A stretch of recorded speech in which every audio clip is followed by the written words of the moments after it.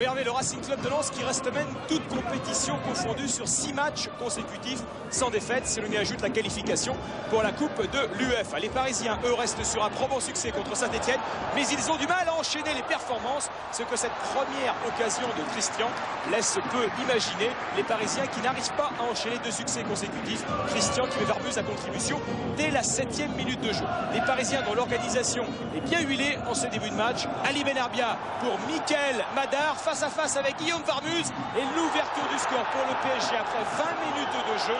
Mickaël Madar qui n'était pas en position de hors-jeu au moment de la passe d'Ali Benarbia. Nouvelle passe décisive pour le meneur de jeu parisien Ali Benarbia, sa 6e déjà cette saison. Et nouveau but pour Mickaël Madar, son 8e. Il est évidemment le meilleur buteur parisien. Le PSG qui mène 1-0 après 20 minutes et qui voit les Lensois revenir tranquillement dans la partie. D'abord avec ce corner frappé directement par Philippe Brunel.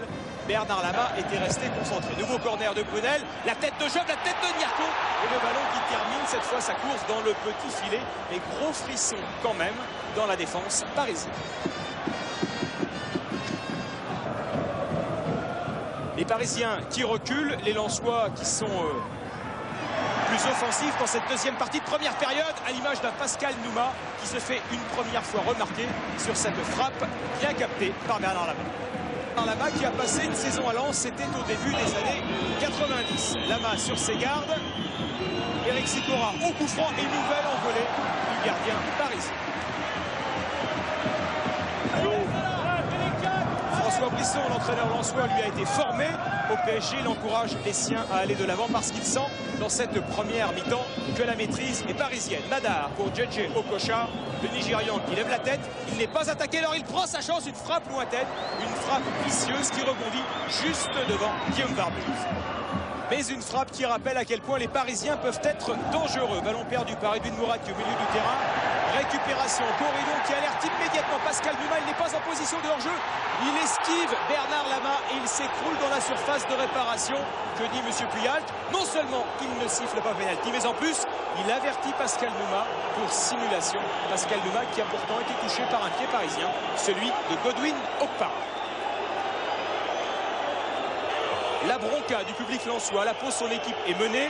Le pénalty a été refusé aux siens. Alors pas de petits mouchoirs blancs comme en Espagne, mais des journaux qui volent dans le ciel de Bollaert. Les Lensois au pressing à l'image de Job en tout début de deuxième période. Job qui se présente seul face à Lama. Il contourne le gardien parisien pour s'ouvrir grand le chemin du but. C'est l'égalisation lensoise après seulement 6 minutes en deuxième période. Joseph Désiré Job, le Camerounais, pour l'une de ses rares titularisations de la saison, qui marque et qui relance complètement le Racing Club de Lens en tout début de deuxième période. Il profite surtout d'une monumentale erreur de concentration de la défense parisienne.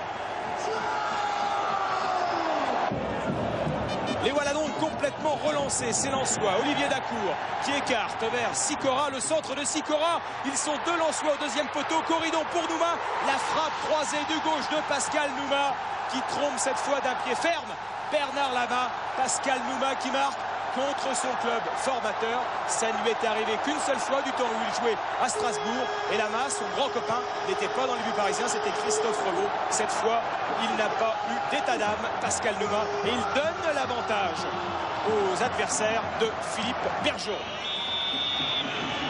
La réponse parisienne, les Parisiens menés 2-1 après un quart d'heure catastrophique. La réponse par Godwin Okpara, il est en position de marquer. Il s'en mêle un petit peu au moment de frapper Godwin Okpara.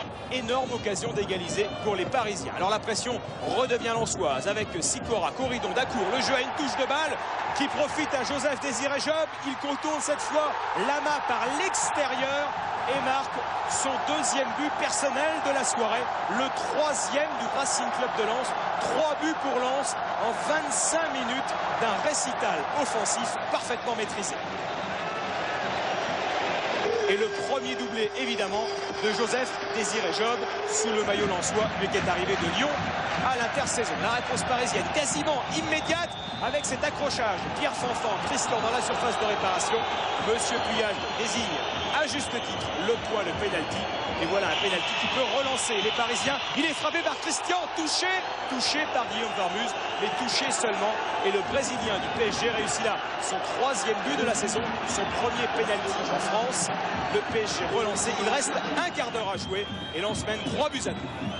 Les dernières secondes maintenant avec ce coup franc pour le Paris Saint-Germain. Benarbia pour James Andratana, la frappe à mi-hauteur de James Andratana. Frappe puissante, frappe lourde, mais Varmuz une fois encore impeccable.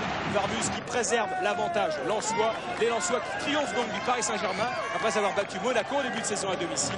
Les Lensois qui ont marqué en un match autant de buts à domicile.